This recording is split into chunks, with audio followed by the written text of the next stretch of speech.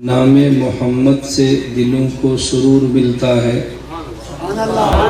نام محمد سے دلوں کو سرور ملتا ہے، نگاہ فکر کو تازہ شعور ملتا ہے۔ نصیب کیسا بھی ہو واسطہ احمد کا دے کے، نصیب کیسا بھی ہو وسیلہ محمد کا دے کے، خدا سے جو بھی مانگے ضرور ملتا ہے۔ معزز علماء کرام، میرے نہایت واجب الاحترام بزرگوں، مسلک اہل سنت والجماعت حناف دیوبند سے تعلق رکھنے والے نوجوان دوستوں اور بھائیوں، میں نے آپ حضرات کی خدمت میں بڑی مختصر سی تلاوت کی ہے۔ اللہ رب العزت نے قرآن کریم میں ارشاد فرمایا، ما آتاکم الرسول فخذوہ وما نہاکم عنہ فانتہوا، جو کچھ میرا پیغمبر تمہیں دے اس کو لے لو، اور جس سے میرا پیغمبر منع کرے اس سے باز آ جاؤ۔ یہ ہلکا سے کچھ بند ہو، یہ ڈبل آواز نہیں ہونی چاہیے۔ اس آیت کریمہ میں اللہ رب العزت نے لفظ الرسول استعمال فرمایا ہے، اور میں آج کی مجلس میں اسی لفظ الرسول پر بات کروں گا۔ حضور اکرم صلی اللہ علیہ وسلم اللہ کے رسول اور پیغمبر ہیں۔ پیغمبر کے ذمے دو کام ہیں۔ نمبر ایک، خالق سے پیغام لینا۔ پنکھا بند کر دو، یہ میں بند پنکھے اس لیے کراتا ہوں، یا سب کو پنکھا دو یا سب کے بند کرو۔ یہ آپ کے شہر میں نہیں، پورے ملک میں جہاں بھی جاتا ہوں، یا سب کو پنکھے دو یا سب کے بند کرو بس۔ اس کی وجہ گرمی ہے، حبس ہے۔ یہ درمیان والے مخالف بھی ہوتے ہیں، وہ کہتے ہیں خود تو مزے لے رہا ہے، ہمیں مصیبت کے اندر ڈالا ہو، اس کو کیا پتہ گرمی کیا ہوتی ہے۔ میں کہتا ہوں مجھے بھی پتہ ہے گرمی ہوتی ہے، میرا پسینہ بھی آئے گا، تمہارا بھی آئے گا، تو تم یہ نہیں کہو گے کہ یہ مزے لے رہا ہے، تم کہو گے بھی ہم بھی مشقت کے اندر ہے، یہ مشقت کے اندر ہے۔ الجھن نہیں ہوتی، معاملہ بالکل برابر ہونا چاہیے، اس لیے میں پنکھے بند کرا دیتا ہوں۔ یہ پانی درمیان میں چھوڑ دو، آپ نہ بولو، آپ نہ بولو، میں خود بولتا رہوں گا، آپ بولو گے نا پھر نہیں، میں خود سنبھالتا رہوں گا پورے اسٹیج۔ یہ میں پانی، اب کوئی پانی مت پلاؤ، چھوڑ دو بس۔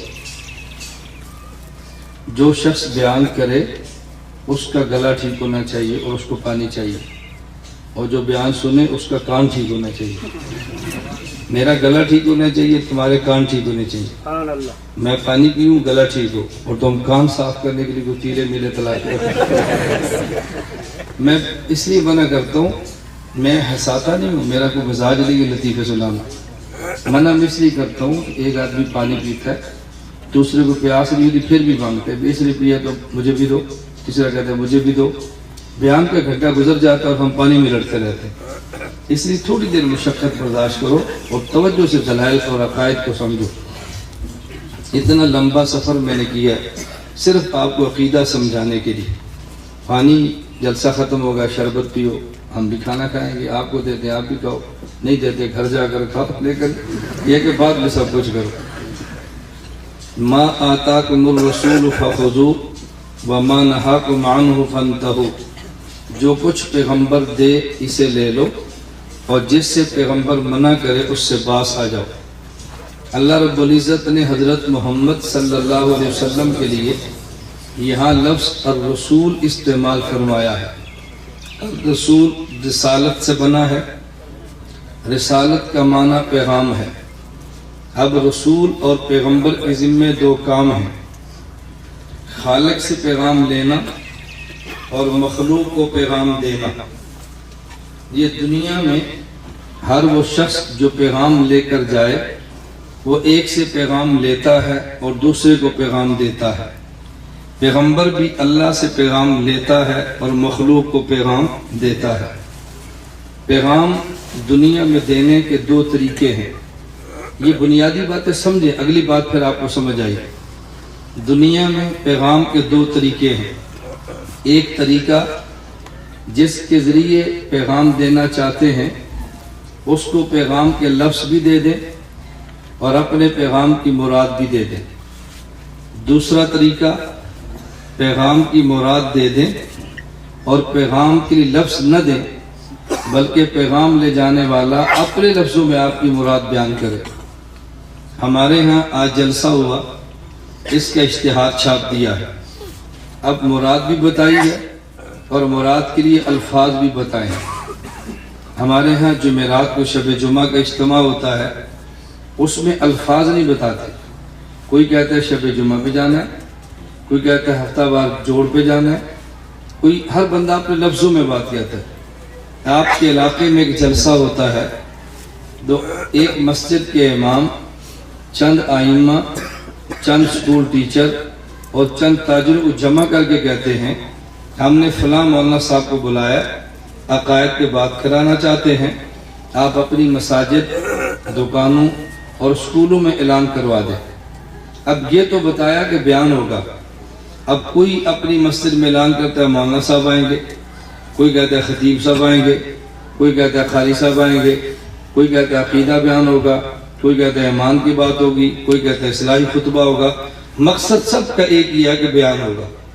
اب میں یہ بات سمجھا رہا ہوں، نہ سمجھ آئے ایک مثال اور دیتا ہوں۔ ہمارے ہاں سرگودا اور آپ کے یہاں مشاعرہ، سب کا ایک ہی مزاج ہے۔ شادی کے موقع پر شادی کارڈ چھپواتے ہیں، رشتہ دار اور دوست احباب کو بلاتے ہیں، اور کبھی شادی کارڈ نہیں چھپواتے، اپنے گاؤں میں ایک بندہ رکھا ہوتا ہے، اس کو بھیجتے ہیں فلاں کو دعوت دو، فلاں کو کہہ دو، فلاں کو کہہ دو، فلاں کو کہہ دو۔ اگر شادی کارڈ چھپوا کے آپ شادی پر دوست احباب بلائیں تو آپ نے مراد بھی بتائی ہے اور آپ نے الفاظ بھی لکھے ہیں، لیکن اگر شادی پہ دعوت دینے کے لیے کسی بندے کے ذریعے اپنے رشتہ دار بلائیں تو یہ تو آپ بتاتے ہیں ان کو بتانا نکاح ہوگا، لیکن لفظ وہ اپنے خود استعمال کرتا ہے، اپنے لفظ استعمال کرتا ہے۔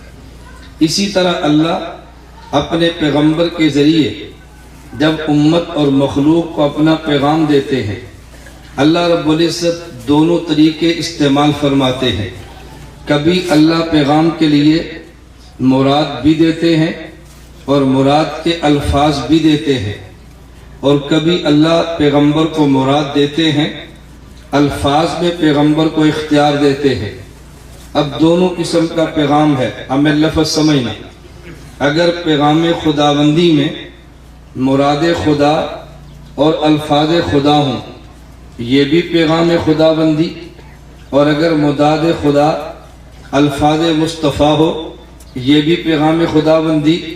دونوں میں فرق یہ ہے، مراد خدا، الفاظ خدا، اس پیغام کا نام قرآن ہے، مراد خدا، الفاظ مصطفیٰ، اس پیغام کا نام حدیث ہے۔ قرآن حدیث کا معنی سمجھ گئے؟ یہ جو معنی میں سمجھا رہا ہوں نا، یہ تمہیں کتابوں سے نہیں سمجھ آنا۔ پیغام خدا بندی، مراد خدا، الفاظ خدا، پیغام کا نام قرآن، مراد خدا، الفاظ مصطفیٰ، پیغام کا نام حدیث۔ ہم دیوبند والے قرآن بھی مانتے ہیں، ہم دیوبند والے حدیث بھی مانتے ہیں۔ قرآن بھی ایمان ہے، حدیث بھی ایمان ہے۔ قرآن نہ مانے تب بھی بے ایمان ہے، حدیث نہ مانے تب بھی بے ایمان ہے۔ ہم قرآن بھی مانتے ہیں، حدیث بولو، قرآن بھی مانتے ہیں، حدیث۔ یہ میں بات اس لیے کہہ رہا ہوں کہ دنیا میں لوگ ہمیں نہیں سنتے، ہمارے بارے میں سنتے ہیں، ہمیں نہیں سنتے، ہمارے بارے میں سنتے ہیں۔ دونوں میں کتنا فرق ہوتا ہے؟ آدمی کسی کو سنے اور کسی کے بارے میں سنے۔ اللہ کے نبی حضرت محمد صلی اللہ علیہ وسلم مکہ مکرمہ میں موجود ہیں۔ ایک بوڑھی عورت مکہ سے جا رہی ہے۔ حضور پاک نے پوچھا کہ امی جان کہاں جا رہی ہو؟ بوڑھی ماں نے کہا مکہ چھوڑ کے جا رہی ہے۔ اللہ کے نبی نے اس کی گٹھڑی سر پہ اٹھا لی، جہاں جانا تھا چھوڑنے کے لیے چلے گئے۔ جب وہاں پہنچایا تو بوڑھی اماں نے خوش ہو کر کہا کہ بیٹا تو نے میرے اوپر بڑی، میں اس کے بدلے میں تجھے ایک اچھی بات بتاتی ہوں۔ اماں جی اچھی بات کیا؟ کہ مکہ میں محمد کے قریب نہ جانا، مکہ میں رہو تو محمد کے قریب نہ جانا۔ حضور پاک صلی اللہ علیہ وسلم نے پوچھا، جس کو سمجھانے کے لیے میں اپنے الفاظ استعمال کر رہا ہوں، अम्मा जी आपने मोहम्मद को सुना है या मोहम्मद के बारे में सुना है? आपने मोहम्मद को खुद सुना है या मोहम्मद के बारे में सुना? का बेटा मोहम्मद को तो नहीं सुना, मोहम्मद के बारे में सुना है। फरमाया अगर इजाजत हो तो आप मोहम्मद को भी सुन सकती हो, मैं बताऊं? तू मोहम्मद है? मैं मोहम्मद हूं। तो जब मोहम्मद के बारे में सुना तो मक्का छोड़ के जा रही थी, जब हजरत मोहम्मद को सुना तो वापस मक्का आ रही थी। तो आपने मुझे नहीं सुना, मेरे बारे में सुना है, मौलाना ऐसा है, मौलाना ऐसा है, मौलाना ऐसा है। मेरे बयान के बाद आप बताना कोई लड़ाई होती है या नहीं, फिर देखना मैं तोड़ता हूँ या जोड़ता हूँ। हम जमीयत वाले हैं, खानकाहों वाले हैं, तबलीगी जमात वाले हैं, हमारा काम उम्मत को जोड़ना है या तोड़ना? तो पहले सुन तो लो, फिर देखना मैं जोड़ने के लिए आए या तोड़ने के लिए आए। तो लोग ये अफवाह इसलिए फैलाते हैं कि लोग इसको सुने ना। यही मक्का मुकरमा में फिजा थी कि मुशरिकीन ने अपने बंदे छोड़े होते थे कि सुने ना। जो सुन लेता फिर वो कहीं नहीं जाता था। हजरत इमाम आजम अबू हनीफा रहमतुल्लाह अलैह, इमाम आजम अबू हनीफा कूफा से चले मदीना आए। हजरत इमाम अबू हनीफा की इमाम बाकिर से मुलाकात हुई, सलाम किया, उनने खुश होकर जवाब नहीं दिया। इमाम साहब ने पूछा हजरत खैरियत तो है, आपने खुश होकर जवाब नहीं दिया, पर मैं हमने कुछ सुना है। तो इमाम साहब ने पूछा कि मुझे सुना है या मेरे बारे में सुना है? क्या तुझे तो नहीं सुना, तेरे बारे में सुना है। फरमाया जी आपने मेरे बारे में सुना, अब मुझे सुनो। मैं आपसे, आपने मेरे बारे में क्या सुना है? क्या तेरे बारे में सुना कि तू क़ियास अकल को लेता है और हदीस को छोड़ देता है, क़ियास अकल को लेता है, कुरान को छोड़ देता है। यही प्रोपेगेंडा है लेडीसों का, है ना, कि कुरान को छोड़ देते हैं, हदीस को छोड़ देते हैं, क़ियास को लेते हैं।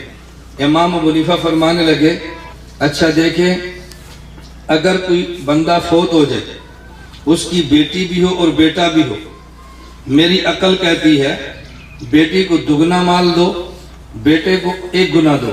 क्यों? बेटा ताकतवर है, कमा लेगा, बेटी कमजोर है, कहां से कमाएगी? लेकिन आपके नाना का इरशाद है कि बेटे को 2 गुना और बेटी को 1 गुना।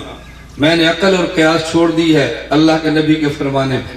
उन्होंने कहा जी मेरा दूसरा सवाल, औरत अपने हर महीने के मखसूस दिनों में नमाज नहीं पढ़ती, रमजान हो तो रोजा भी नहीं रखती। अब मेरी अकल ये बात कहती है कि बाद में औरत नमाजें कज़ा करे, रोजा कज़ा न करे, क्योंकि नमाज रोजे से अहम है। लेकिन अल्लाह के नबी, आपके नाना जी का इरशाद है कि नमाज कज़ा न करे, माहवारी के दिनों की रोजे रखे। तो मैंने अपनी अकल छोड़ दी है आपके नाने की वजह से। हजरत इमाम बाकर उठे और माथा चूम लिया। अबू हनीफा तो ठीक कहता है, तेरे बारे में सुना था, तुझे नहीं सुना था। मैं भी कहता हूँ शहरा वालों, आपने मुझे नहीं सुना, मेरे बारे में सुना था। हम कहते हैं आज मुझे सुनो। और जो प्रोपेगेंडा करते हैं, कभी इश्तिहार फाड़ते हैं, कभी पम्फलेट तकसीम करते हैं, कभी बातें करते हैं, भाई हमें सुनो, गिला हो तो फिर बताना। ना हम तुम्हें गाली देते हैं, ना हम तुम्हें बुरा कहते हैं, ना तुम्हारे ऊपर कीचड़ उछालते हैं, ना आपके बुजुर्गों की पगड़ियां उतारते हैं, लेकिन अपने बुजुर्गों की पगड़ियों का दिफा तो करते हैं ना। किसी की पगड़ियां उतारना और है, अपने अकाबिर की पगड़ियों की हिफाजत करना ये और है। हम किसी के बुजुर्गों की पगड़ियां नहीं उतारते, लेकिन अपने अकाबिर की पगड़ियों का तहफ़्फ़ुज़ करना जानते हैं, और हम करेंगे इंशाअल्लाह। हम किसी के इश्तिहार नहीं फाड़ते, लेकिन अपने इश्तिहार बचाना भी जानते हैं। हम किसी पर इल्जाम नहीं लगाते, लेकिन अपने ऊपर आने वाले इल्जाम का दिफा करना भी जानते हैं। तो ये कितनी मुस्बत गुफ्तगू है। अब तवज्जो रखना, मुराद खुदा अल्फाज खुदा, पैगाम का नाम कुरान। मुराद खुदा अल्फाज मुस्तफ़ा, पैगाम का नाम हदीस। हम देवबंद वाले कुरान भी मानते हैं, हम देवबंद वाले हदीस भी मानते हैं। अब मैं अकायद बयान करता हूँ, इस पर कुरान हदीस सुनते जाना। हजरत आदम अला नबीना व अलैहिस्सलातु वस्सलाम भूल गए, आपने भूलने की खता की है, अल्लाह रब्बुल इज्जत की तरफ से डांट पड़ी है। हजरत आदम ने दुआ मांगी, रब्बना ज़लमना अनफुसना व इल्लम तग़फिर लना व तरहमना लनकूनन्ना मिनल खासिरीन। और ये दुआ कुरान में है, اللہ سے دعا مانگی اور کسی کا وسیلہ نہیں دیا، بغیر وسیلے کے دعا مانگی۔ اور حدیث پاک میں ہے حضرت آدم نے اللہ سے دعا مانگی۔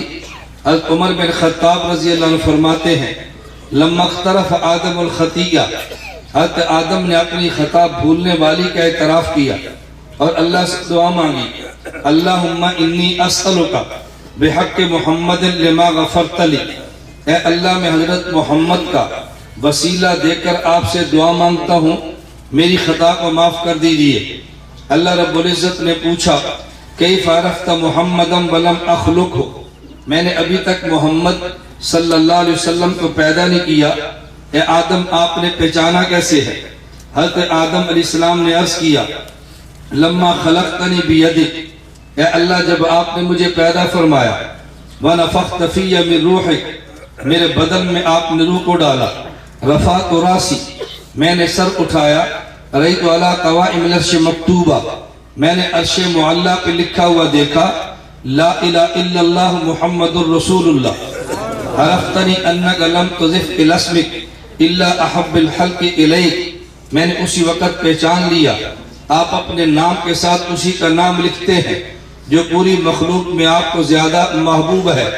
اللہ نے فرمایا صدقت یا آدم، آدم تو نے بالکل سچ کہا، آدم تو نے سچ کہا، سألتنی بحق محمد قد غفرت لک، تو نے میرے محمد کا وسیلہ دے کر دعا مانگی تو میں نے تجھ کو معاف کر دیا ہے۔ اب حدیث پاک میں آدم کی دعا وسیلے کے ساتھ ہے، قرآن کریم میں دعا وسیلے کے بغیر ہے۔ ہم دیوبند والے بغیر وسیلے کے دعا بھی مانتے ہیں، یہ قرآن میں آئی ہے، اور وسیلے کے ساتھ دعا مانگتے ہیں، یہ حدیث میں آئی ہے۔ ہم قرآن بھی مانتے ہیں، حدیث بھی مانتے ہیں، ہم قرآن بھی مانتے ہیں، حدیث بھی مانتے ہیں۔ اس کا معنی توجہ اب ادھر رکھیں، میں بہت لمبا بیان نہیں کروں گا، میری عادت ہے نو لیٹ نو ویٹ، وقت پہ شروع وقت پہ ختم۔ میں آدھا گھنٹہ بیان بھی کروں نا، آدھے گھنٹے میں 5 گھنٹے کا بیان کرتا ہوں۔ میں اتنے عقائد اتنے دلائل لے آؤں گا کہ آپ کا گلہ ختم ہو جائے گا کہ مولانا نے تھوڑی سی بات کی ہے۔ بات کو لمبا کرتے کرتے کرتے لے جاؤ، ہمارا مزاج نہیں ہے۔ خیر الکلام ما قل و دل، بات مختصر ہو لیکن مدلل ہونی چاہیے۔ اس کا معنی یہ نہیں ہے کہ قرآن کریم میں پیغمبر کے وسیلے سے مانگنے پر دلیل نہیں ہے، نبوت کا وسیلہ خود قرآن کریم میں موجود ہے۔ یہ تو میں نے آدم کی دعا پر بات کی ہے۔ مجھے ایک شخص کہنے لگا مولانا گمن صاحب آپ یہ بتاؤ آپ نبی کی ذات کے وسیلے کے قائل ہو؟ میں نے کہا آپ کسی وسیلے کے قائل ہو یا کوئی بھی نہیں مانتے؟ مجھے کہتا ہے آپ عمل کے وسیلے کے قائل ہیں کہ نیک عمل کا وسیلہ دے کر مانگو۔ میں نے اس پہ کوئی دلیل قرآن سے کوئی حدیث سے پیش کر سکتے ہیں کہ نیک عمل کا وسیلہ دے کر مانگنا جائز ہے؟ مجھے کہتا ہے صحیح بخاری میں روایت موجود ہے۔ بخاری سے نیچے تو کھڑے نہیں ہوتے، صحیح بخاری میں روایت موجود ہے۔ میں نے کہا پڑھے حدیث؟ کہا جی 3 آدمی جا رہے تھے، سفر کے دوران ایک غار میں آرام کے لیے رکے، باہر طوفان آیا اور غار کے دروازے منہ پر ایک چٹان آ گئی۔ ان 3 نے دھکا دیا، چٹان اتنی بڑی تھی کہ حرکت نہیں کرتی تھی۔ ان تینوں نے اللہ سے اپنا عمل کا وسیلہ دے کر دعا مانگی۔ ایک شخص کہنے لگا اے اللہ تیرے علم میں ہے کہ میرے پاس ایک آدمی مزدوری کرتا، وہ چلا گیا اور مزدوری کے پیسے نہیں لیے۔ وہ کچھ عرصے بعد آیا اور مجھے کہا میری مزدوری کے پیسے دو۔ میں نے کہا یہ بکریوں کا ریوڑ تیرا ہے۔ اس نے کہا مذاق نہ کرو، میرے وہ تھوڑے سے پیسے دو۔ میں نے کہا تیری مزدوری کے پیسوں سے میں نے بکری دی، بکری اپنے ریوڑ میں ڈالی، وہ بڑھتے بڑھتے پورا ریوڑ بنا، لے جا۔ وہ خوش ہو گیا، اللہ اگر یہ آپ کے بارگاہ میں عمل قبول ہے میں اس کا وسیلہ دے کر دعا مانگتا ہوں چٹان ہٹا دے۔ چٹان ہٹ گئی مگر اتنی نہیں کہ باہر نکلے۔ دوسرا کہنے لگا اے اللہ تیرے علم میں ہے میں بکریاں چرایا کرتا، رات کو گھر آتا، پہلے اپنی ماں اور والد کو دودھ پیش کرتا پھر اولاد کو دیتا۔ ایک رات میں آیا، میری والدہ سو چکے تھی، میرے بچوں نے دودھ مانگا تو میں نے نہیں دیا، بچے روتے رہے میں نے پھر بھی نہیں دیا۔ میں ماں کے سرانے دودھ کا پیالہ لے کے کھڑا رہا، رات کے آخری پہر اچانک ماں کی آنکھ کھلی، میں نے ماں کو دودھ پلایا، میں نے پھر بچوں کو دیا۔ اللہ یہ عمل تیری رضا کے لیے تھا، میں اس عمل کا وسیلہ دے کر دعا مانگتا ہوں چٹان ہٹا دے۔ चट्टान हटी मगर अभी कुछ बाकी। तीसरे ने दुआ मांगी, अल्लाह तेरे इल्म में है फला मेरे चचा की बेटी, मैं उस पे फरिश्ता था, मैंने गुनाह का तकाजा किया, वो नहीं मानती थी। एक दिन मुझे कहा इतने पैसे दो, मैं तुम्हारी ख्वाहिश पूरी कर। मैंने पैसे दे दिए, ख्वाहिश पूरी करने के लिए बैठ गया। उस औरत ने कहा खुदा से डर जा, मैं बद किरदार औरत नहीं हूँ, मेरे घर में फाका है, मेरे बच्चे भूख से मर रहे हैं, मैंने औलाद की खातिर इस गुनाह का इरादा किया, खुदा से डर जा। मैं वहीं से हट गया। अल्लाह अगर आपको ये अमल पसंद है, इस अमल का वसीला देकर दुआ मांगता हूँ, चट्टान हटा दीजिए। चट्टान हटी तो बाहर आ गए। मैंने कैसे साबित हुआ नेक अमल का वसीला अल्लाह के यहाँ मकबूल है? मुझे कहते जी हाँ। मैंने कहा कुरान करीम में है वइज़ क़ालू अल्लाहुम्मा इन कान हाज़ा हुवल हक़्क़ मिन इंदिक फअम्तिर अलैना हिजारतम मिनस समा अब इतना बिअज़ाबिन अलीम। मुशरिकीन मक्का ने हरम मक्का में खड़े होकर कहा, ऐ अल्लाह अगर दीन मोहम्मद सच्चा है, हम पर आसमान से पत्थर बरसा, हमें तबाह कर दे। इनको हलाक हो जाना चाहिए था, दीन मोहम्मद सच्चा है, लेकिन खुदा ने इनको हलाक नहीं किया। और हलाक न करने की वजह बताई, मा कान अल्लाहु लियुअज़्ज़िबहुम व अंत फ़ीहिम, मेरे पैगंबर इनको हलाक इसलिए नहीं करता, इनमें आपकी जात मौजूद है। मैंने कहा जो चट्टान हटी वो पत्थर की या लोहे की थी? कहा जी वो पत्थर की। मैंने कहा क्यों हटी? कहा जी उनके नेक अमल की वजह से। मैंने कहा मुशरिकीन ने जो पत्थर मांगे और खुदा ने अजाब नहीं बरसाया, ये पत्थर क्यों हटे? कहा जी पैगंबर की जात की वजह से था। मैंने कहा फिर बुखारी से साबित हुआ कि नेक अमल की वजह से पत्थर की चट्टान टली है, और कुरान से साबित हुआ पैगंबर की जात की वजह से पत्थर का अजाब हटा है। पहले कुरान है, फिर नबी का फरमान है। पैगंबर की जात का वसीला ये कुरान में है, नेक अमल का वसीला नबी के फरमान में। हम देवबंद वाले कुरान भी मानते हैं और हम देवबंद वाले नबी का फरमान भी मानते हैं। इनसे पूछो कुरान पहले या हदीस पहले, क्या जवाब देंगे? बोलते जाओ, क्या जवाब देंगे? तो नबी की जात का वसीला कहाँ से साबित और अमल का वसीला कहाँ से साबित? फिर कुरान मानो, फिर क्यों नहीं मानते? हम देवबंद वाले कुरान भी मानते हैं, देवबंद वाले नबी का फरमान भी मानते हैं। जो कुरान न माने वो भी बेईमान है, और जो हदीस न माने वो भी बेईमान है। नंबर 2, आगे चलते हैं। अल्लाह रब्बुल इज्जत ने इंसानियत को पैदा फरमाया। कुरान करीम से पूछे क्यों पैदा फरमाया? कुरान करीम में है वमा खलक़तुल जिन्ना वल इंसा इल्ला लियाबुदून, मैंने इंसान को पैदा किया ताकि मेरी इबादत करे। ये कुरान से साबित। हदीस पाक से पूछे पीछे क्या देखते हो? बयान मैं करो तुम देखते पीछे नहीं। मैं डांटता नहीं हूँ, मेरी आदत है, मैं बयान रोक देता हूँ। बच्चे हैं जरा देख ले पीछे, बच्चों से लड़ते तो नहीं है ना? हम क्यों लड़ेंगे? हर मौलवी लड़ता है, पीछे क्यों देखते हो? मैं खुश होता हूँ भी पीछे देख लो, फिर बयान करेंगे। किसी और ने भी देखना है देख लो, अब नहीं देखते। मैं को मना कर रहा हूँ तो मैंने मना किया, मैंने अपना बयान रोक लिया, आपको मना नहीं करता। मेरी आदत है बयान के दरमियान किसी का फोन आ जाए ना, मैं बयान रोक लेता हूँ, फोन सुन लो फिर बयान कर लो। अब ये तो डांट वाली बात रही है ना, कहते डांटता बहुत है। खानका के बंदे भी कभी डांटते हैं। अभी ऐलान कर रहे थे ना, आपको पता ही नहीं कि हमारी खानका कितनी बड़ी है। और मेरा ख्याल ये है कि पाकिस्तान में आप तलाश करेंगे शायद आपको ऐसा पीर मिले। हजरत शेख ज़करिया रहमतुल्लाह अलैह के सिलसिले से मौलाना अब्दुल हफीज़ मक्की और मौलाना अजीज़ उर्रहमान हज़ारवी से खिलाफत, हज़रत मदनी के सिलसिले से सैयद अमीन शाह साहब से खिलाफत, हकीम उल उम्मत थानवी के सिलसिले से हज़रत मौलाना हकीम अख्तर साहब से खिलाफत। तीनों सिलसिलों का खलीफा कोई है तो आप बताओ।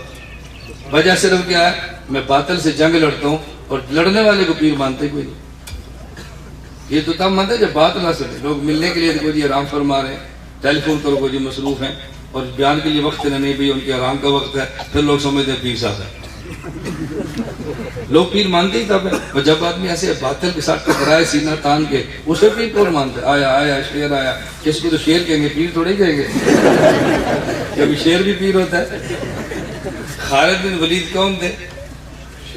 अल्लाह के शेर। ये मैं दलील इसलिए देता हूँ कि तुम्हें धोखा न दे। मुझे एक शख्स ने कहा जी आप कहने पर नारा मानते, आया आया शेर आया, तो मैंने कहा फिर क्या गीदड़ आया? کیا کہے بھائی؟ جب خالد کون تھے؟ سیف اللہ. صحابی کو اللہ کا شیخ ہو تو جرم نہیں ہے. وہ صحابی کا دفاع کرنے والا اس وقت گھوڑے کی پشت تھی، آج گاڑی کی پشت ہے. ان کا گھوڑا اچھا تھا، ہماری گاڑی اچھی ہے. کہ آپ جلتے کیوں ہیں؟ آپ بھی لے لو. مجھے ایک مول صاحب نے کہا لوگ کہتے تم ایجنسی کو. میں نے کہا کیوں اتنی بڑی گاڑی؟ میں نے کہا بالکل میں سرکار کا آدمی ہوں. سرکار چھوٹی ہو تو گاڑی چھوٹی، بڑی سرکار ہو تو بڑی گاڑی. اللہ کو سرکار مانتے ہو؟ کہتے جی مانتے. میں نے کہا اتنی بڑی سرکار ہے، ابھی تو چھوٹی گاڑی ہے، بڑی ہونی چاہیے. بڑی گاڑیوں پر بڑی سرکار کے نمائندے آتے ہیں. اور یہ میں علماء سے کہتا ہوں کہ آپ اپنا ذہن تھوڑا سا بڑا کرو. میں عوام سے بھی کہتا ہوں.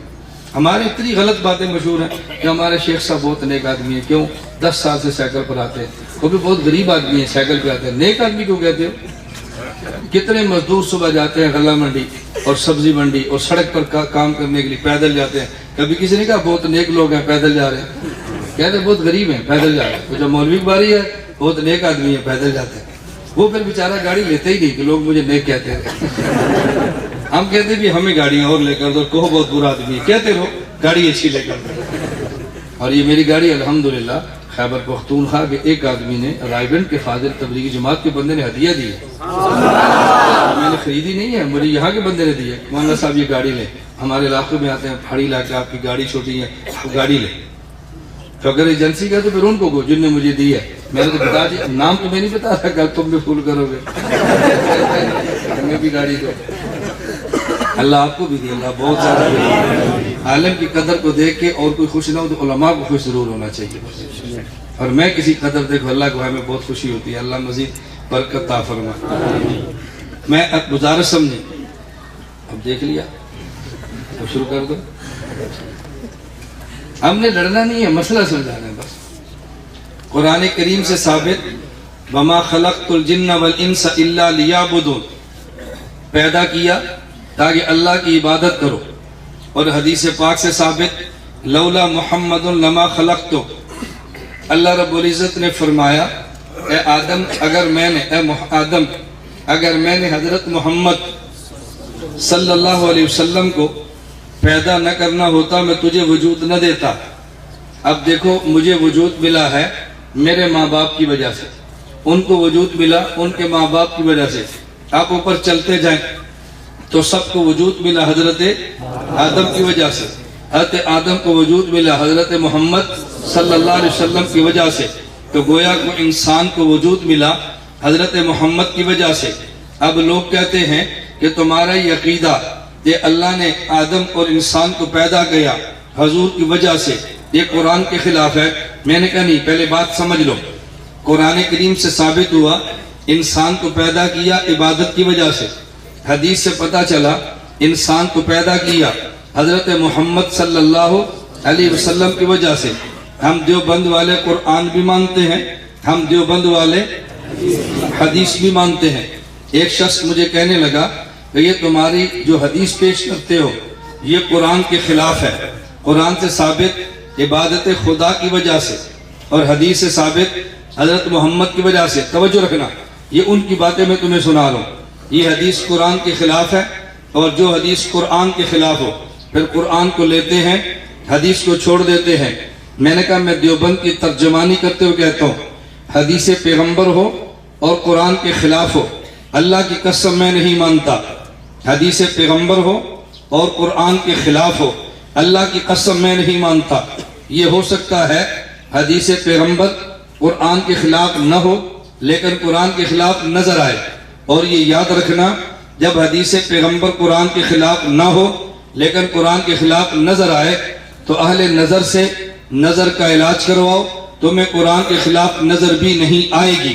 دیوبند کے پاس عقائد و علم کی درسگاہ بھی ہے اور اہل نظر کی خانقاہ بھی ہے. دیوبند کے پاس اہل علم کی درسگاہ بھی ہے اور اہل نظر کی خانقاہ بھی ہے. تم نظر کا علاج کراؤ، تمہیں یہ حدیث قرآن کے خلاف نظر نہیں آئے گی. میں علاج کر دیتا ہوں تاکہ بات ادھوری نہ رہ جائے.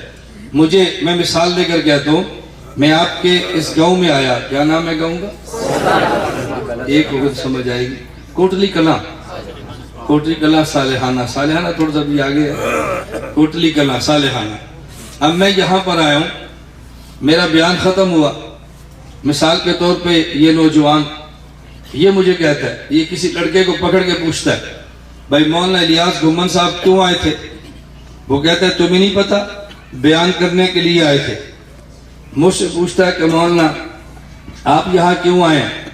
میں نے کہا میرا کسی سے اور تو تعارف نہیں ہے، مجھے مولانا سعد اللہ نے دعوت دی ہے، مولانا خیستہ رحمان نے دعوت دی ہے، میرے شاگرد ہیں، میں ان پہ اعتماد کرتا ہوں، میرے مرید ہیں، بیعت کا مجھ سے تعلق ہے، مجھے بلایا تو میں آ گیا۔ اب یہ لڑکا کہتا ہے دیکھو ہم نے اس سے پوچھا کیوں آئے تو کہتا ہے بیان کرنا تھا، مولانا الیاس گھمن سے پوچھا کیوں آئے تو کہتا ہے مجھے انہوں نے دعوت دی ہے، مولانا کچھ اور کہتے ہیں اور یہ کچھ اور کہتا ہے۔ میں نے خسر پسر سنی تو میں نے بلا لیا، بھئی کیا مسئلہ ہے؟ اس نے کہا یہ کہتا ہے بیان کے لیے آئے ہیں اور آپ اس لیے آیا۔ میں نے کہا بیٹا دونوں میں اختلاف نہیں ہے، جب آپ نے اس نوجوان سے پوچھا کہ مولانا کیوں آئے ہیں، اس نے میرے آنے کا مقصد بیان کیا جو کہ بیان کرنا ہے۔ مجھ سے پوچھا کیوں آئے ہیں، میں نے آنے کا سبب بیان کیا جو کہ میرا میزبان ہے، اگر بیان نہ کرنا ہوتا تب بھی نہ آتا، مجھے کوئی میزبان دعوت نہ دیتا میں تب بھی نہ آتا۔ میرے آنے کا مقصد وہ بیان ہے اور میرے آنے کا سبب میرا میزبان ہے۔ مقصد اور ہوتا ہے، سبب اور ہوتا ہے۔ ہم نے قرآن سے پوچھا انسان کی پیدائش کا مقصد کیا ہے، قرآن کہتا ہے لیعبدون، عبادت خدا ہے۔ ہم نے پیغمبر کے فرمان سے پوچھا انسان کی پیدائش کا سبب کیا ہے، ہمیں پتہ چلا لولا محمد لما خلقتم، آمد مصطفیٰ ہے، اللہ نے انسان کو پیدا کیا، اس کا مقصد عبادت خدا ہے اور اس کا سبب آمد مصطفیٰ ہے۔ مقصد کا ذکر قرآن میں ہے اور سبب کا ذکر نبی کے فرمان میں۔ ہم قرآن بھی مانتے ہیں، حدیث بھی مانتے ہیں۔ اب بتاؤ حدیث قرآن کے خلاف ہے؟ نہیں۔ بھئی تمہیں اگر خلاف نظر آتی ہے تو ہم سے تو پوچھو، ہم سے پوچھے نہیں فتوی مارنا شروع کر دیتے۔ عقیدہ ہمارا ہے، ہم سے پوچھے بغیر ہم پہ فتوی کیوں لگاتے ہو؟ یہ دنیا میں کتنی بڑی بددیانتی ہے کہ جس بندے کا مسئلہ ہو اس سے پوچھے بغیر اس کے خلاف باتیں شروع کر دے۔ میں پاکستان نہیں پوری دنیا میں جاتا ہوں، میں کہتا ہوں مجھ پر اعتراض ہے تو مجھ سے بات کرو، مجھ سے اعتراض کیے بغیر کبھی پمفلٹ چھپ لے، کبھی اشتہار چھپ لے، کبھی میسج چل رہا ہے اور مجھ سے کوئی بات کرنے کے لیے تیار ہی نہیں۔ یہ عجیب بات ہے۔ اللہ ہمیں یہ بات سمجھنے کی توفیق عطا فرمائے۔ تو ہم قرآن بھی مانتے ہیں، حدیث بھی، بولو قرآن بھی مانتے ہیں، حدیث بھی ہم مانتے ہیں۔ آگے چلیے، قرآن کریم سے ثابت وَاعْبُدْ رَبَّكَ حَتَّىٰ يَأْتِيَكَ الْيَقِينُ، پیغمبر عبادت کرتے ہیں دنیا میں نبی نماز پڑھتا ہے، اس کا ذکر قرآن میں ہے۔ اللہ نے نبی کو حکم دیا ہے وَاعْبُدْ رَبَّكَ حَتَّىٰ يَأْتِيَكَ الْيَقِينُ، اے پیغمبر صلی اللہ علیہ وسلم آپ موت تک نمازیں پڑھیے۔ پیغمبر وفات کے بعد قبر میں بھی نماز پڑھتے ہیں۔ حدیث پاک میں ہے الانبیاء احیاء فی قبورہم یصلون، نبی زندہ ہیں اور قبر میں نماز پڑھتے ہیں۔ توجہ رکھنا، ہم نے پیغمبر کی دنیا والی نماز مانی ہے، وہ قرآن میں آ گیا ہے۔ ہم نے پیغمبر کی قبر والی نماز مانی ہے، وہ حدیث کے اندر آ گیا۔ ہم دیوبند والے قرآن بھی مانتے ہیں، ہم دیوبند والے حدیث بھی مانتے ہیں۔ اب ایک بندہ کہنے لگا دیکھو یہ جو آپ حدیث پڑھتے ہو یہ تو قرآن کے خلاف ہے، اور جو حدیث قرآن کے خلاف ہو وہ حدیث کبھی نہیں مانتے۔ کتنا آسان سا نسخہ گھڑا ہوا ہے کہ حدیث قرآن کے خلاف ہو، حدیث نہیں مانتے، یہ بھی قرآن کے خلاف، یہ بھی قرآن کے خلاف۔ میں نے کہا قرآن کے خلاف کیسے ہے؟ جی قرآن کریم میں ہے وَاعْبُدْ رَبَّكَ حَتَّىٰ يَأْتِيَكَ الْيَقِينُ، نبی آپ نماز پڑھیں کب تک؟ بولو، میں جب رک جاؤں نا مسئلہ سمجھانا ہوتا ہے، یہ نہیں کہ میں تھک گیا ہوں۔ آپ نماز پڑھو کب تک؟ موت تک۔ اور حدیث میں ہے نبی نماز پڑھتے ہیں قبر میں، تو قبر تو موت کے بعد ہوتی ہے نا، تو قرآن میں ہے موت تک نماز، حدیث میں موت کے بعد نماز، تو دیکھو حدیث قرآن کے خلاف ہوگی۔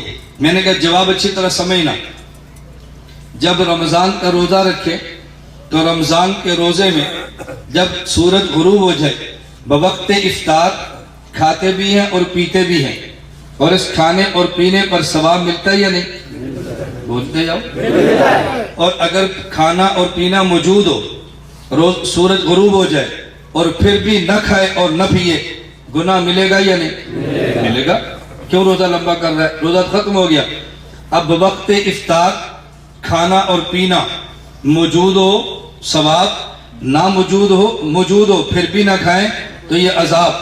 اب ایسا کام جس کے کرنے پہ ثواب ملتا ہو اور جس کے کرنے پہ نہ کرنے پہ عذاب ملتا ہو، اسے شریعت میں کہتے ہیں یہ امر تکلیفی ہے۔ کیا کہتے ہیں؟ امر تکلیفی کا معنی کیا کرو گے؟ جس کے کرنے پہ ثواب اور نہ کرنے پہ، بولو، زور کی نماز پڑھے تو نہ پڑھے تو اسے کیا کہیں گے؟ تکلیفی۔ مکلف، یہ ہے مکلف، تکلیفی۔ آپ کے ہاں ہو سکتا ہے نہ ہو، بعض جگہ پہ ہوتا ہے، بعض جگہ پہ نہیں ہوتا۔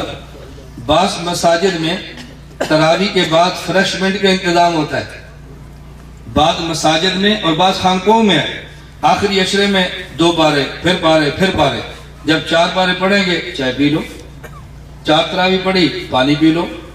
اب ایسے ہوتا ہے نا بہت سے جگہوں پہ 4 تراویح لمبی پڑھتے ہیں، پھر جب وقفہ آتا ہے دسترخوان لگ جاتا ہے، چائے پی لو، پھر 4 پڑھی پھر چائے پی لو، پھر چائے پڑھی پھر کوئی چیز پی لو۔ مجھے آپ بتاؤ، یہ تراویح کے بعد جو فریشمنٹ ہے، چائے، کولڈ ڈرنک یا آپ آئس کریم کھائیں، اس کے کھانے پہ ثواب ہے؟ کسی حدیث میں فضیلت ہے اس پہ؟ اور نہ کھائیں تو عذاب ہوگا۔ تو اس کھانے کو آپ کیا کہیں گے؟ اس کہتے ہیں تلذذی۔ کیا کہتے ہیں؟ کھائیں تو ثواب نہیں، کھائیں تو مزہ، لذت، اور نہ کھائیں تو لذت نہیں ہے۔ اب اس کھانے کو کیا کہتے ہیں؟ اس کا نام امر۔ اب بات سمجھو، جس کے کرنے پر ثواب نہ کرنے پر عذاب، یہ امر تکلیفی، اور جس کے کرنے پر لذت اور نہ کرنے پر لذت نہیں، اس کا نام امر تلذذی۔ حکیم الامت مولانا اشرف علی تھانوی فرماتے ہیں نماز کی 2 قسمیں ہیں، ایک نماز تکلیفی ہے، ایک نماز تلذذی ہے۔ یہ دنیا کی نماز تکلیفی ہے، پڑھے تو ثواب ملتا ہے، نہ پڑھے تو عذاب ملتا ہے۔ اور قبر کی نماز یہ نماز تلذذی ہے، پڑھے تو مزہ آتا ہے، نہ پڑھے تو مزہ نہیں آتا۔ باب ربک میں قرآن نے جس نماز کی بات کی ہے یہ نماز تکلیفی ہے، اور حدیث پاک میں احیاء فی قبورہم یصلون جس نماز کی بات کی ہے وہ امر تلذذی ہے۔ قرآن میں نماز اور ہے، حدیث میں نماز اور ہے۔ قرآن میں نماز اور حدیث میں نماز اور ہے، دونوں میں فرق ہے۔ وہ اب نماز تکلیفی ہے اور یہ نماز تلذذی ہے۔ اب یہ مولوی سمجھیں گے در تناقض حشت وحدت شرط دا وحدت موضوع و محمول و مکان، ایسے ہی ہے نا۔ اب تناقض کیسے ہوگا؟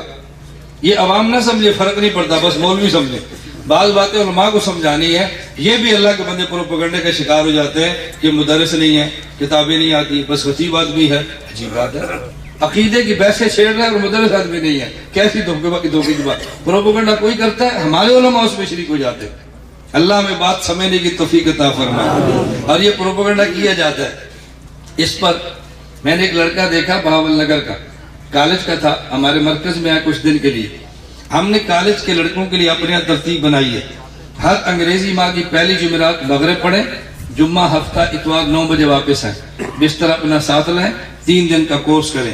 کالج کے لڑکے تاجر ٹیچر، علماء کے لیے 1 سال، طلباء کے لیے 12 دن شعبان میں، اور عوام کے لیے پورا مہینہ جب چاہے آئیں، 3 دن کا کورس کریں۔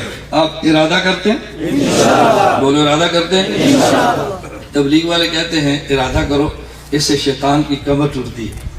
کہتے ہیں کہ اللہ کے راستے میں نکلنے کے راستے اس پر شیطان کی کمر ٹوٹتی ہے۔ میں کہتا ہوں تھوڑا سا اضافہ کرو، آپ رائے گنج جانے کا ارادہ کرو، شیطان کی کمر ٹوٹتی ہے۔ سرگودا مرکز آنے کا ارادہ کرو، اس پر خناس کی کمر ٹوٹتی ہے۔ آپ رائے گنج کی بات کرو، شیطان پریشان ہوتا ہے، اور سرگودا کی بات کرو، خناس پریشان ہوتا ہے۔ فَإِذَا قَرَأْتَ الْقُرْآنَ فَاسْتَعِذْ بِاللَّهِ مِنَ الشَّيْطَانِ الرَّجِيمِ، شیطان سے بھی بچو۔ قُلْ أَعُوذُ بِرَبِّ النَّاسِ مَلِكِ النَّاسِ إِلَٰهِ النَّاسِ مِنْ شَرِّ الْوَسْوَاسِ الخناس سے بچو۔ خناس کون ہے؟ الَّذِي يُوَسْوِسُ فِي صُدُورِ النَّاسِ۔ میں ان سے کہتا ہوں تم میرا شکریہ ادا کرو، میں نے تمہارا نام قرآن سے تلاش کیا۔ میں تو تمہارا محسن ہوں، بھئی تمہارا نام کدھر ہے؟ تم کو ہمارا نام قرآن میں ہے۔ کس نے بتایا؟ مولانا الیاس گھومن نے بتایا۔ میں تو تمہارا نام قرآن سے تلاش کروں، بس وسے۔ خیر، وہ کالج کا لڑکا تھا، میں اچانک کمرے میں گیا تو موبائل پہ بات کر رہا، اسپیکر آن کیا، مجھے کہا تو ساتھ بیٹھے. اب میں لمبی بات نہیں کرتا، ایک جگہ پر بات ہوئی. اب وہ لڑکا بات کر رہا تھا پنجبیری بن کے مصنوعی. اس نے کہا جی میں باول نگر رہتا ہوں، مولانا ریاض گھومن آتے ہیں، بیان کرتے ہیں، بڑی پریشانی ہے، ہمارا کوئی حل نکالے. انہوں نے کہا چھوڑو یار، اس کو علم نہیں ہے، جاہل آدمی آتا ہے چلا جاتا ہے، چھوڑو. اس نے کہا جی علم تو نہیں ہے لیکن لوگ بہت وہ قائل کرتا ہے. اور پتہ ہے کہ کیا کہہ رہا ہے، میں کان سے سن رہا ہوں. کہتے ہیں ہاں یہ بات تو ہے کہ اس کو تقریر کرنے کا طریقہ آتا ہے، ہم 10 سال کام کرتے ہیں، وہ 10 دن میں پانی کر دیتے ہیں. اب اس کے ہم کیا کریں؟ آپ آؤ گے تو انشاءاللہ میں آپ سے کہتا ہوں وہ علماء جن نے سال دورہ حدیث کیا ہے وہ 1 سال میرے پاس لگاؤ. 10 سے 15 شوال داخلہ ہے، 16 جمعرات 8 بجے سبق شروع ہوگا. آپ آؤ 1 سال لگاؤ تو صحیح نا. بعض علماء کو تعجب ہوتا ہے، ہم نے کوڑا خٹک پڑھا، ہم نے جامعہ عثمانیہ پڑھا، ہم نے مولانا عیسیٰ کے پاس پڑھا، ہم نے شاہ منصور پڑھا، ایور سے بڑا مولوی ہے. میں کہتا ہوں میں تو ان سے چھوٹا ہوں. میں نے کوہاٹ کے بیان کے علماء کنونشن تھا، بعد میں بیٹھے تو مجھے انہیں ایک عالم کا تعارف کرایا، ماشاءاللہ تگڑا مولوی تھا. اور انہوں نے کہا یہ بہت بڑا معقولات کا ماہر ہے، بڑا اس کا مطالعہ ہے. جب بہت تعریف کی تو میں نے کہ اس کو میرے پاس 1 سال لگا.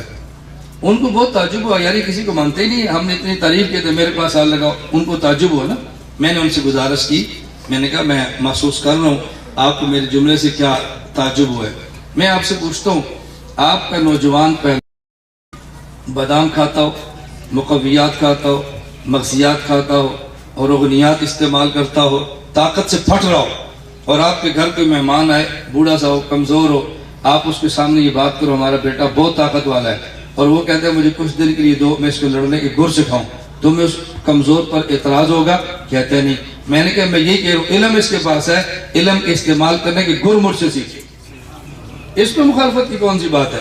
بھئی آپ سیکھو عوام میں کام کیسے کرنا ہے. خیبر پختونخوا کے علماء ہمارے پاس آئے، ہم پشتو میں خطابت سکھاتے ہیں، بلوچستان کے بلوچی زبان میں سکھاتے ہیں، سندھ والوں کو سندھی میں سکھاتے ہیں. کوئی ایسا مدرسہ ہے جو دوسری زبان میں خطابت اپنے ملک میں سکھاتا ہو؟ کیوں؟ ہم کہتے ہیں پشتو بھی ہماری ہے، سندھی بھی ہماری ہے، بلوچی بھی ہماری ہے. جب ہیں ہی ہمارے تو ہر بندے کو اس کی زبان کے اندر تیار کرنا چاہیے. اللہ میں بات سمجھنے کی توفیق عطا فرمائے. تو ہم قرآن بھی مانتے ہیں، حدیث کتنے عقیدے ہو گئے؟ 3 ہو گئے نا، گنتے جاؤ کتنے ہو گئے؟ 3. ہم قرآن بھی مانتے ہیں، حدیث بھی مانتے ہیں. جب اللہ کے راستے میں مجاہد جاتا ہے، لڑتا ہوا شہید ہو جاتا ہے، اس کے جسم پہ گولی لگتی ہے، وہ قتل ہو گیا، قرآن کہتا ہے بل احیاء، یہ زندہ ہے، اس کو مردہ نہیں کہنا. اب بندے کے ذہن میں سوال آتا ہے، اللہ یہ صرف جسم نہیں گیا، اس کے اندر روح بھی تھی. یہ جسم تو زندہ آپ نے بتا دیا، روح مر گئی ہے، روح زندہ ہے، روح کہاں پر ہے؟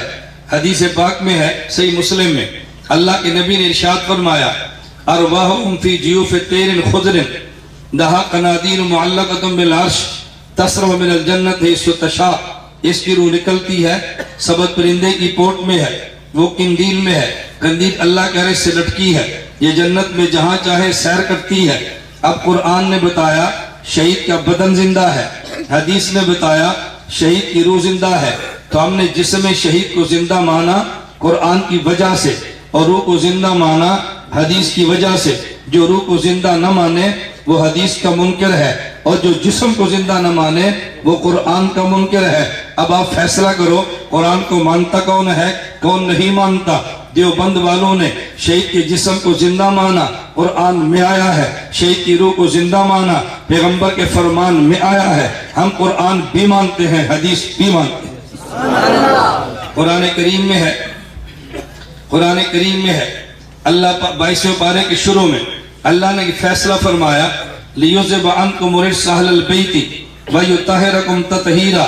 میرے پیغمبر آپ کے اہل بیت کو ہم گناہوں سے محفوظ رکھیں گے، ہم آپ کے اہل بیت کو نجاست سے دور رکھیں گے، نجاست ان کے قریب نہیں آنے دے گی. اہل بیت کو قرآن کریم نے فرمایا. اب یہ اہل بیت کون ہیں؟ پیچھے پیغمبر کی بیویوں کا ذکر ہے، یا اہل بیت سے مراد پیغمبر کی بیویاں. حدیث پاک میں ہے رسول اللہ صلی اللہ علیہ وسلم تشریف فرماتے، حضرت علی آئے، آپ نے چادر کے نیچے لیا، حضرت زہرا آئی، چادر کے نیچے لیا، حسن و حسین آئے، چادر کے نیچے لیا. اللہ کے نبی نے عرض کیا اللہم ہؤلاء اہل بیتی فاذب عنہم الرجس وطہرہم تطہیرا. اللہ یہ علی اور زہرا، یہ حسنین، یہ میری بیٹی اور داماد، یہ سب اہل بیت میں ہے، اللہ انہیں بھی پاک رکھنا. اب ہم کہتے ہیں پیغمبر کی بیویاں اہل بیت ہے، یہ قرآن میں آیا ہے. پیغمبر کی بیٹیاں داماد اہل بیت ہے، یہ نبی کے فرمان میں آیا ہے. جو پیغمبر کی بیٹیوں اور داماد کو اہل بیت نہ مانے وہ حدیث کا انکار کرتا ہے، اور جو پیغمبر کی بیویوں کا اہل بیت نہ مانے وہ قرآن کا انکار کرتا ہے. ہم دیوبند والے قرآن بھی مانتے ہیں، حدیث بھی مانتے ہیں. کتنے عقیدے ہو گئے؟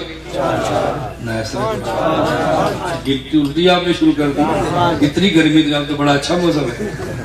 کتنے عقیدے ہو گئے؟ ذرا گن لو پھر میں ایک آخری عقیدہ بیان کر کے آپ سے اجازت لوں گا. کتنے عقیدے ہو گئے؟ 5.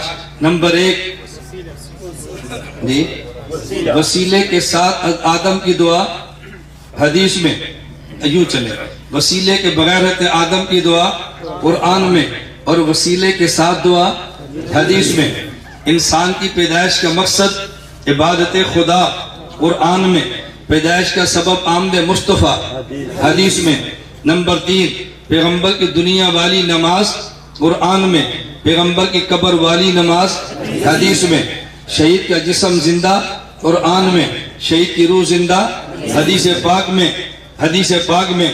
نمبر 5 پیغمبر کی بیویاں اہل بیت قرآن میں، پیغمبر کی اولاد اہل بیت حدیث میں. ہم قرآن بھی مانتے ہیں، حدیث بھی مانتے ہیں.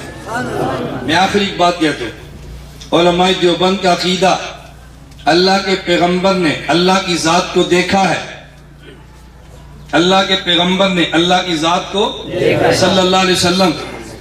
حدیث موجود ہے حضرت انس سے، عبداللہ بن عباس سے رضی اللہ عنہما، ان محمدًا قد رأى ربہ، اللہ کے نبی نے، توجہ رکھنا، اللہ کو دیکھا ہے. اب ایک شخص فوراً کہے گا، آپ کو بھی کہیں گے، مجھے کہا یہ دیوبند کا عقیدہ قرآن کے خلاف ہے. قرآن کریم میں ہے لا تدرک الابصار وہو یدرک الابصار وہو اللطیف الخبیر. کوئی آنکھ بھی اللہ کو نہیں دیکھ سکتی، اللہ ساری آنکھوں کو دیکھتے ہیں.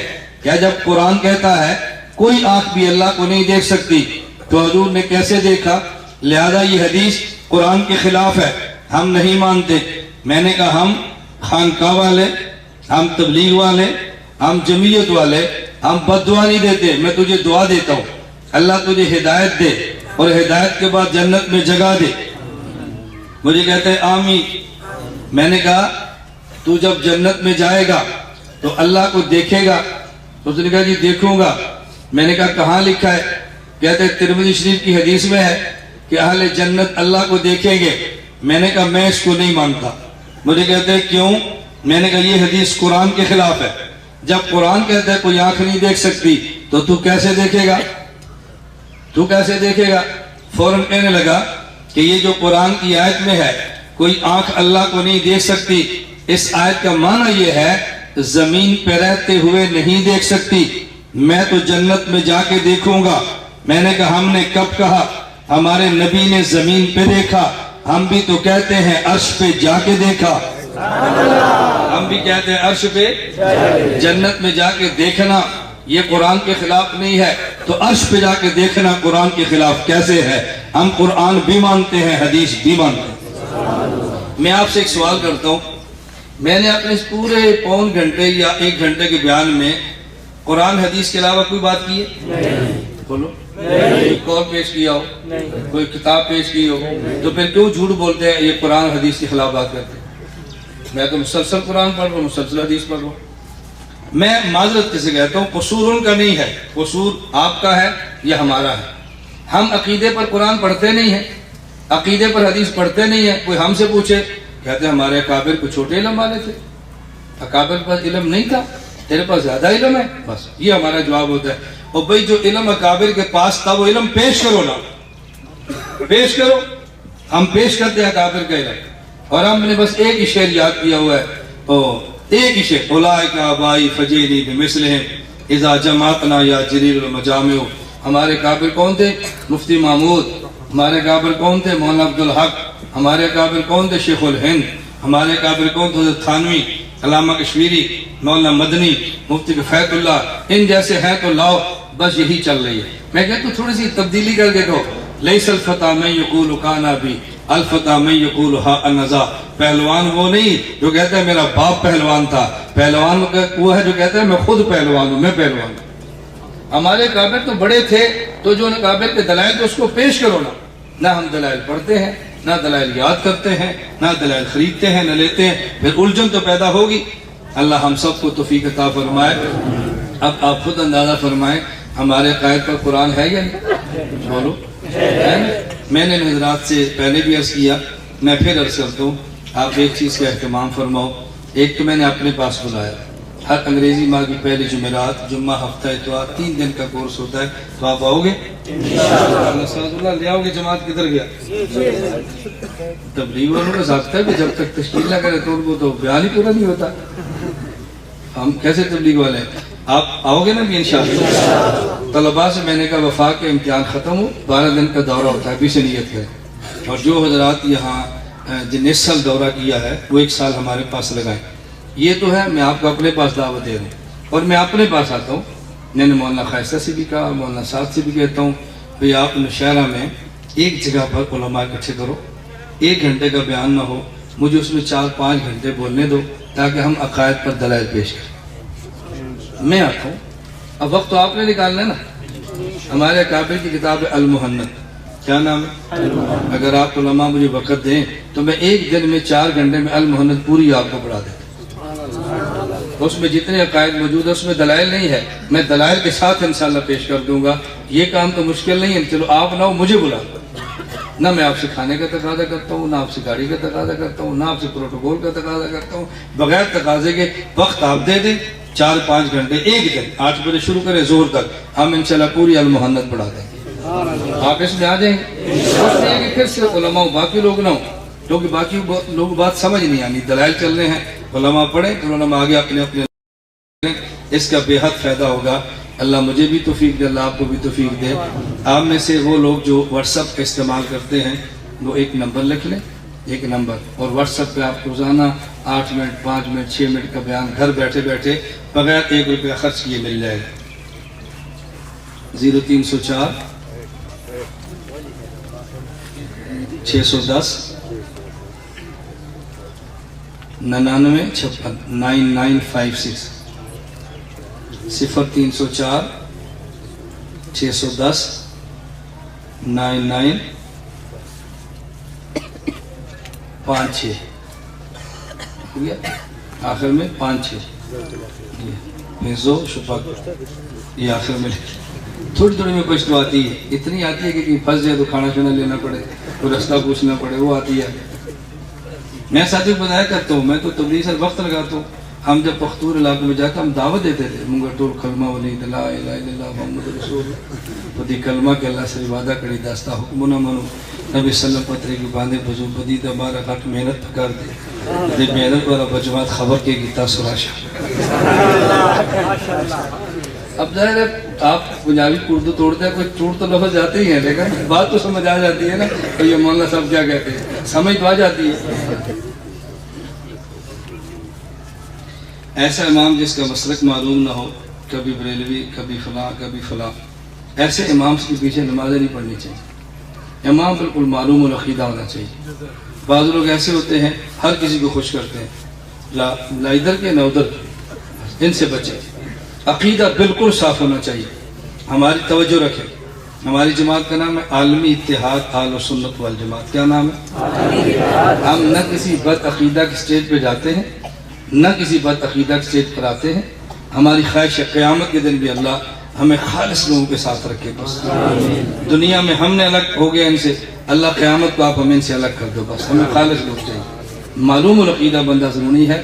بعض لوگ چکر چلاتے ہیں، اصل عقیدہ اور ہوتا ہے، خوش کرنے کے لیے۔ اب مثلا کوئی یہاں بندہ ہوگا، پکوڑا پھٹک بھی جائے گا، حضرت کو بھی ملے گا، ادھر ہاتھ بھی چومے گا، اور اندرون خانہ ان سے رابطہ بھی رکھے گا۔ یہ بہت ایسے فاسد العقیدہ سے بچنا چاہیے۔ تکبیر تحریمہ کا معنی یہ ہے کہ جب آپ نماز کے لیے کھڑے ہو جائیں، اللہ کے ساتھ بات کرنی جائز، غیر اللہ کے علاوہ سب سے بات کرنی حرام، یہ ہے تکبیر تحریمہ۔ مماتی پنجپیری لوگ عوام کو بیکار ہے کہ تبلیغی جماعت صرف فضائل اعمال کو مانتے ہیں، قرآن کو نہیں مانتے. تو فضائل اعمال میں تو ساری حدیثیں ہی ہیں. فضائل اعمال میں کیا ہے؟ حدیثیں ہیں. صحابہ کی بات کیا ہے؟ تو یہ کہہ دو کہ تبلیغ والے حدیث کی بات کرتے ہیں اور صحابہ کی بات کرتے ہیں. ہم صحابہ بھی نہیں مانتے، حدیث بھی نہیں مانتے. یہ کہو نا بھائی، یہ کہو. جھوٹ کیوں بولتے ہو؟ غلط بات کیوں پھیلاتے ہو؟ اللہ ہم سب کی حفاظت فرمائے. تبلیغ والے قرآن پہلے مانتے ہیں، پھر حدیث مانتے ہیں. اور یہ تبلیغی جماعت کا یہ نصاب ہے. اور نصاب ہر جماعت اپنی ترتیب پر بناتی جس پر کوئی اعتراض نہیں ہوتا. جاوید غامدی کے بارے میں کچھ کہو. جاوید غامدی گمراہ ہے، اہل سنت سے خارج ہے. اس کے بیانات سننا جائز نہیں ہے. اس کے بعد عقائد کفر تک پہنچے ہوئے ہیں. اللہ حفاظت فرمائے. عیسیٰ علیہ السلام زندہ گئے، واپس آئیں گے. یہ عیسیٰ علیہ السلام کی موت کے قائل ہے، حیات کے قائل نہیں ہے. اور اس کا ابھی نیا کے لیے پایا کہ تراویح بھی نہیں ہے. ابھی نیا کے لیے پایا عورت کے پردہ بھی نہیں ہے. ابھی اس کے نیا کے لیے پایا کہ سود لینا حرام ہے، سود دینا جائز ہے. ابھی نیا کے لیے پایا کہ اگر بینک سے آپ سود لے کر کوئی بلڈنگ بنا لو، یہ کوئی سود نہیں، کوئی گناہ نہیں. دڑا دڑ ایسے غلط قسم کے نظریات پیش کر رہا ہے. اللہ ہم سب کی حفاظت فرمائے. وآخر دعوانا ان الحمد للہ رب العالمین.